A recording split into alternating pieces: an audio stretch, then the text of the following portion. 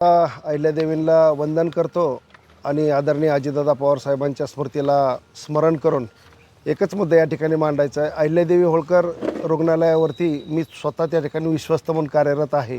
आत्ताचा जो महाराष्ट्र शासनाने GR काढलेला आहे तो अहिल्यादेवी राजमाता अहिल्यादेवी होळकर वैद्यकीय महाविद्यालय याला कुठल्याही पद्धतीचा धक्का न लावता, त्यांच्या अस्मितेला धक्का न लावता जो उपचार केंद्र त्या ठिकाणी होणार आहे, संलग्न असणार आहे, त्याला स्वर्गीय अजितदादा पवार यांचं नाव दिलेलं आहे। त्यासाठी अतिशय तालुक्यातल्याच नव्हे तर संपूर्ण महाराष्ट्रातल्या जनतेने त्याचं उत्स्फूर्तपणे स्वागत केलेलं आहे।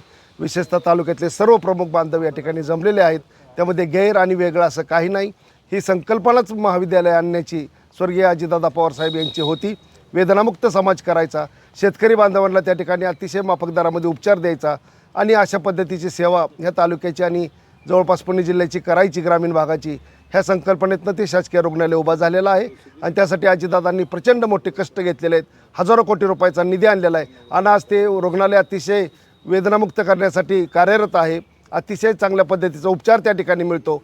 टेस्ला कंपनीसारखं मशीन त्या ठिकाणी MRIचं अतिशय माफक दरामध्ये लोकांसाठी उपलब्ध आहे। आणि इतकं चांगलं व्यवस्थित चाललेलं असताना जो विकास पुरुष होता, जो आपला नेता होता, तेच यामधून निघून गेल्यामुळं त्यांचं नाव दिलं तर वास्तविक पाहता सर्वांनी उत्स्फूर्तपणे त्याचं स्वागत करायला पाहिजे।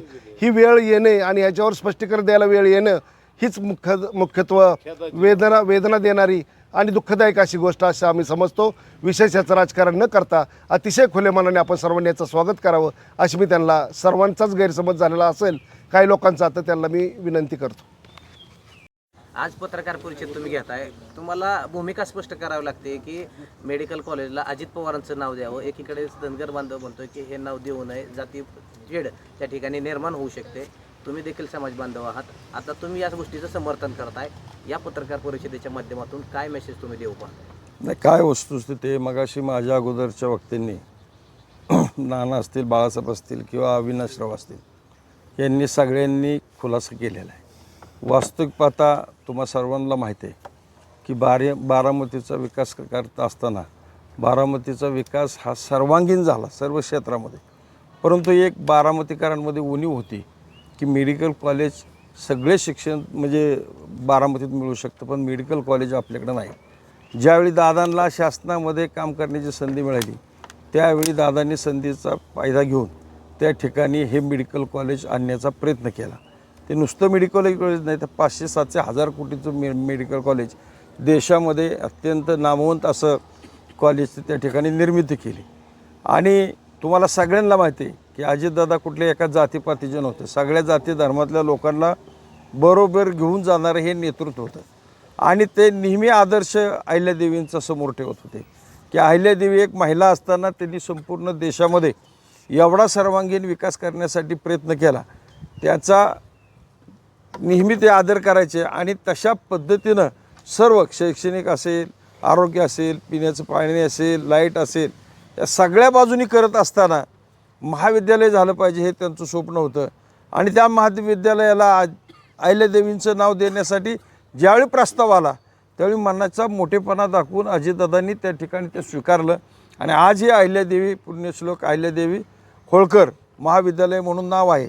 परंतु तुम्ही पाहता की दादांनी हे सगळं केल्यानंतर आज मला सांगा, शासनाकडे आम्ही कुणीही प्रस्ताव न मांडता शासनातल्या लोकांनी त्यांनी त्या महाविद्यालयासाठी केलेलं कष्ट, त्या ठिकाणी केलेले प्रयत्न, उभा केलेले पैसे, ह्या सगळ्या गोष्टीचा विचार करून एक कुठंतरी त्या व्यक्तीचं नाव असलं पाहिजे। आणि म्हणून अहिल्यादेवींच्या नावाला कुठंही हात न लावता त्याचे जे काय आता पोट विभाग त्या ठिकाणी आरोग्याचे नवीन विभाग सुरू केलेले आहेत, त्या आरोग्य विभागाला अजितदादांचं त्या ठिकाणी नाव दिलेलं आहे। आणि तुम्ही पाहिलं असेल अनेक महाराष्ट्रामध्ये अशा ह्या सगळ्या मोठ्या नेत्यांचे किंवा मोठ्या छत्रपती शिवाजी महाराज असतील, संभाजी महाराज असतील किंवा अहिल्यानगर असेल किंवा कर्तव्यवान पुरुष डॉक्टर बाबासाहेब आंबेडकर असेल, अशा ह्या लोकांचे पूर्वीच्या नावाच्या पुढं नामकरण त्या ठिकाणी अनेक ठिकाणी केलेलं आहे। आणि तशा पद्धतीनं कुठंही अहिल्यादेवींचा अवमान न करता हे नाव दिलेलं आहे।